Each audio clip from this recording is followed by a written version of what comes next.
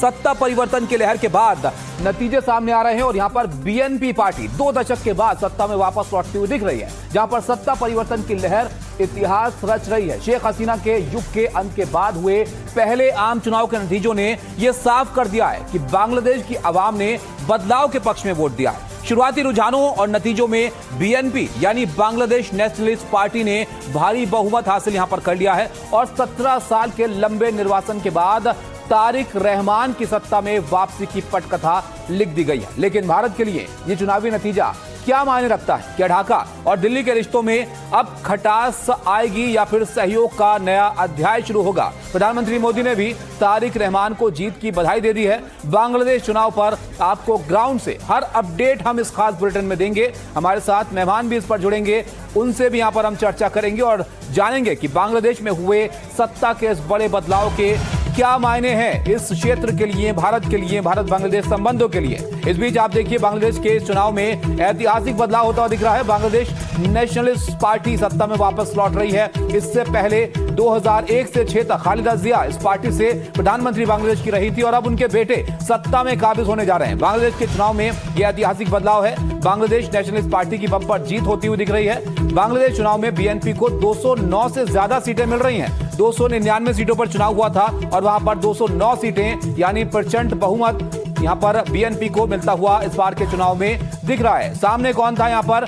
जमात इस्लामी, जो कि एक कट्टरपंथी सोच वाला दल माना जाता है और कई सारे छोटे छोटे दलों के साथ इस बार चुनाव में वो जुटे हुए थे, लेकिन उनको खारिज बांग्लादेश की जनता ने यहां पर कर दिया और बीएनपी एक बार फिर से सत्ता में यहां पर वापस आती हुई दिख रही है। अब देखिए बड़ा बदलाव है सियासी तौर पर बांग्लादेश के लिए और भारत की निगाह ज़ाहिर तौर पर इस पर है। पीएम मोदी ने भी बीएनपी चीफ तारिक रहमान को इस नतीजे के बाद बधाई दी है। उन्होंने यहां पर लिखा कि मैं बांग्लादेश के संसदीय चुनावों में बीएनपी को निर्णायक जीत दिलाने के लिए तारिक रहमान को हार्दिक बधाई देता हूं। ये जीत आपके नेतृत्व में बांग्लादेश की जनता के भरोसे को दर्शाती है। भारत एक लोकतांत्रिक, प्रगतिशील और समावेशी बांग्लादेश के समर्थन में खड़ा रहेगा। मैं हमारे बहुआयामी संबंधों को मजबूत करने और हमारी साझा विकास लक्ष्यों को आगे बढ़ाने के लिए आपके साथ मिलकर काम करने के लिए उत्सुक हूं। तो ये प्रतिक्रिया पीएम मोदी की तरफ से बांग्लादेश के चुनाव के बाद यहां पर दी गई है और इसमें उन्होंने यहां पर साफ किया कि बांग्लादेश में लोकतांत्रिक जो रिजल्ट आए हैं उसमें भारत उनके जो बहुआयामी संबंध है भारत और बांग्लादेश के, उसमें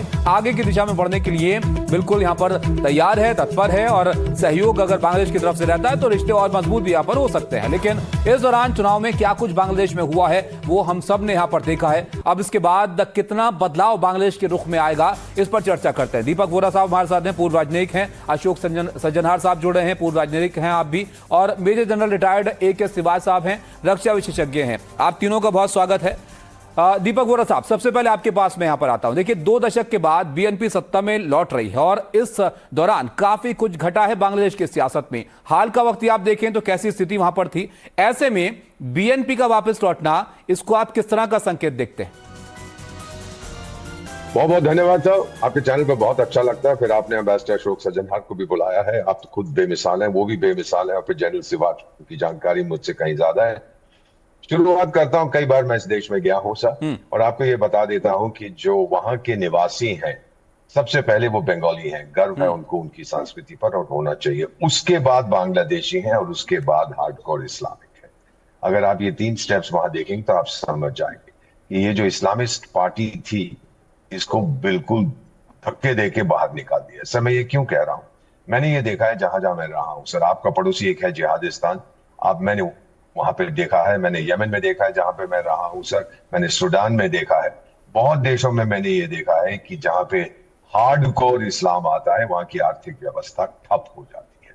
ये मेरा ख्याल बांग्लादेश के लोग होशियार हैं, वो भी ये बात समझ गए हैं कि अगर हमने इस्लामिक पार्टी को लिया है वो शारिया वारिया करेगा, एक पैसा पूंजी निवेश नहीं होगा विदेशों से। दूसरी चीज, महिलाएं जो कि लगभग आधी पॉपुलेशन है, उनके साथ बहुत जुल्म हो रहे थे। महंगाई इतनी हो गई है कि उनको ये सब कुछ अब बर्दाश्त करना पड़ता है। अगर वो बिंदी लगाती हैं तो ये पुलिस आ जाती थी, मॉरल पुलिस ये जमात की, ये क्या कर रही है, वो क्या कर रही है। वो भी बहुत खुश होंगे, मेरा ख्याल उन्होंने जम के वोट दिया होगा बीएनपी को। तो एक चीज जो एक कट्टरपंथी है उनको समझ जाना चाहिए, ये बात नहीं चलेगी, आपकी दाल यहाँ निकलेगी। भारत पे क्या इसका असर पड़ेगा सर, मैं ये भी बता देता हूँ। बहुत से लोग हैं, जनरल साहब कहेंगे स्ट्रेटेजिक इंपॉर्टेंस, ये वो स्ट्रेटेजिक किसके लिए? मैं ये जानता हूं कि 52 से ज्यादा नदियां हैं जो भारत में शुरू होती हैं, बांग्लादेश में जाती हैं। गंगा वाटर ट्रीटी का भी शायद दिसंबर में उसका रिन्यूअल है। अगर हमने पानी बंद कर दिया, ये देश खत्म हो जाएगा सर। इसकी आर्थिक व्यवस्था बिल्कुल गिर जाएगी। तो ये चीजों का आपको ध्यान रखना है कि बांग्लादेश की जो नई सरकार आ रही है, आते वक्त तारिक उर रहमान ने कहा था आई हैव अ प्लान। याद जी। रखिए किसका बेटा है, ये जिया उर रहमान का बेटा है।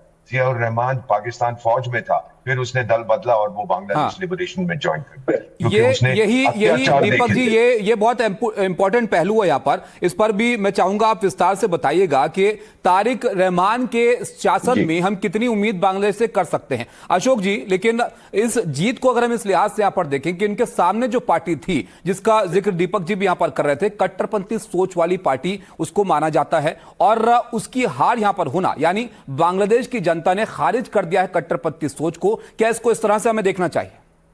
जी बहुत धन्यवाद मुझे आमंत्रित करने के लिए। और फिर सभी कुछ कह दिया है मेरे मित्र दीपक वोरा जी ने, तो उसके बाद मेरे पास रहा नहीं है कुछ कहने के लिए। परंतु आपने जो प्रश्न पूछा है उसका मुझे जवाब देने का प्रयास करने दीजिएगा। पहले तो सबसे पहले मैं बांग्लादेश की जनता को बहुत हार्दिक बधाई देना चाहता हूँ, मुबारकबाद देना चाहता हूँ।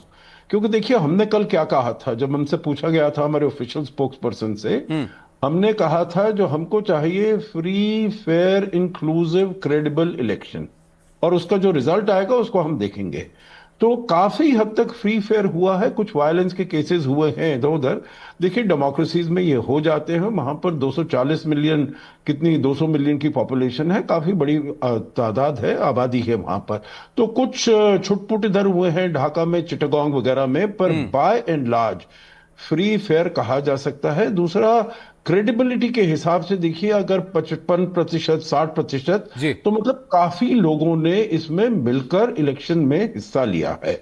दूसरी बात है, इसमें जो युवतियां हैं, इसमें जो महिलाएं हैं, उन्होंने बहुत अधिक मात्रा में आकर यहां पर इलेक्शन में भाग लिया है। जी। वहां पर जो युवा वर्ग है उन्होंने बहुत मात्रा में भाग लिया है, तो इसको क्रेडिबल भी माना जा सकता है। इंक्लूसिव की जहां पर बात है, वो अवामी लीग को उन्होंने नहीं आने दिया, वो बैन किया गया, उन्होंने हिस्सा नहीं लिया। तो मैं कहूंगा जो ये इंक्लूसिविटी के उस पर थोड़ा कम उतरता है। और दूसरी ये अशोक जी, जो अवामी लीग का आपने जिक्र किया, शेख हसीना इत्तेफाक नहीं रखती हैं कि वहां पर फेयर इलेक्शन हुए, उनकी प्रतिक्रिया क्या है वो भी यहां पर दिखाएंगे। और अवामी लीग के लोग कहां गए, उनके समर्थक किस तरफ गए, इस पर भी आप जरा अपना ध्यान यहां पर दर्शकों के सामने रखिएगा, आपकी इस पर क्या राय है। फिलहाल हमारे साथ सौरभ, हमारे सहयोगी जुड़ रहे हैं ग्राउंड जीरो पर ढाका से सीधे। सौरभ, बताइए जरा ताजा आंकड़ा क्या कहता है, और जो नई सरकार है उसकी सूरत हाल किस तरह की नजर आ रही है?